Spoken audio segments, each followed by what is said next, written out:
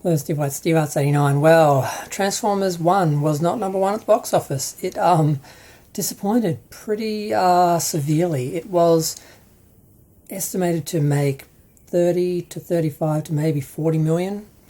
It made 25 million. So it really underperformed. And of course, everyone's doing the post-mortem asking what happened. It's very simple. Well, there's a couple of factors. One, the Michael Bay films ran the series into the ground and just became stupid on top of stupid and just jumped the shark on over and over again. And they went back to Bumblebee.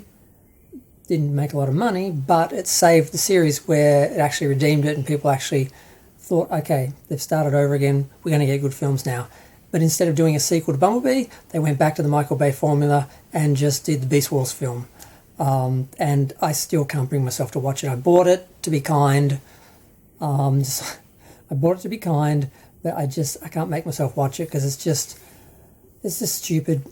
It's just, Dinobots running around and it's just stupid. Beast Wars was stupid to begin with. So there's that.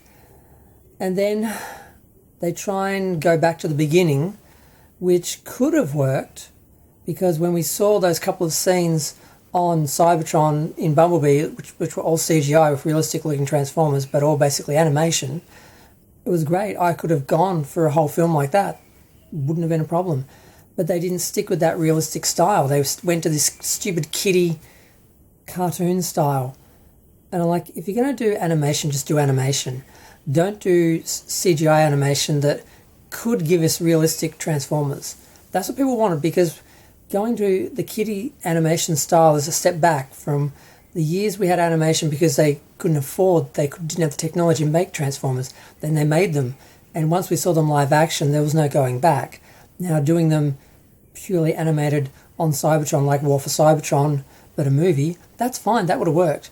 But instead they did this stupid kiddie style and, they got other actors to play Optimus Prime and Megatron when, the real voice actors, the real Optimus Prime and Megatron are still here and working, but they just threw them out because I guess they don't care, and they don't care about the fans or the performance, and they just got people that had names. And I hear Hemsworth is a weak Optimus Prime. He does a good Orion Pax. He was great as that. But when he changed, they should have brought in Peter Cullen, because apparently him trying to do that voice was just sound like a kid trying to imitate Optimus Prime. So, it's pretty simple why it failed. I mean, they went for the kiddie angle, which is just regressive and reductive, and they made it, a cartoon with a kiddie style when we could have had realistic looking Transformers, an intelligent adult story that kids could enjoy, that the whole family could enjoy, that existing fans could enjoy, and kids, to bring in the fans like me who want to see the Transformers continue, and also new fans. But no, they just went for the new fans, slapped us in the face, threw out Peter Cullen, and then wondered why no one showed up. I'm glad it failed. It's a bomb. I'm glad. It didn't deserve. It doesn't deserve anything. It's just. It's as trash as Rise of the Beasts and the last two Transformers. And now everyone's speculating about the value of Transformers as a brand, as a concept, as a franchise, and it's got nothing to do with Transformers not being good or interesting or cool anymore. It's a matter of the people running it have no idea what they're doing.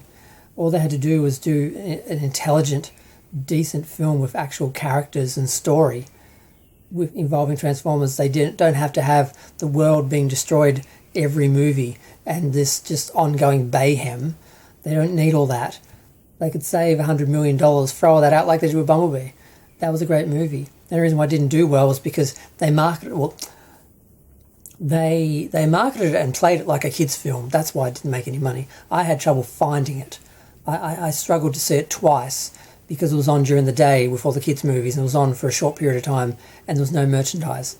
Just like kids' cartoon books and really dumb kids' toys, not actual figures from the film or anything like you would normally get from a Transformers line. So that's why it didn't do as well, because they didn't want it to.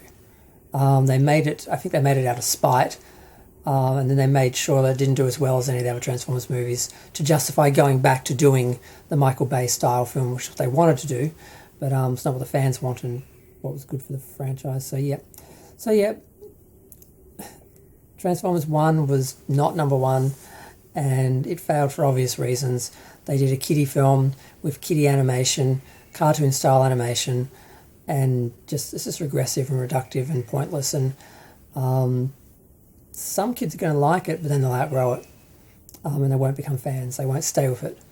And that's what happens when you make kiddie films to try and get kids into a franchise. They like it when they're a kid, and then they just grow out of it because it doesn't. It's not a gateway film. This is a kiddie film. So yeah, I'm going to go. Feel free to share, like, comment, subscribe. Let me know what you think of Transformers 1 not being number one at the box office.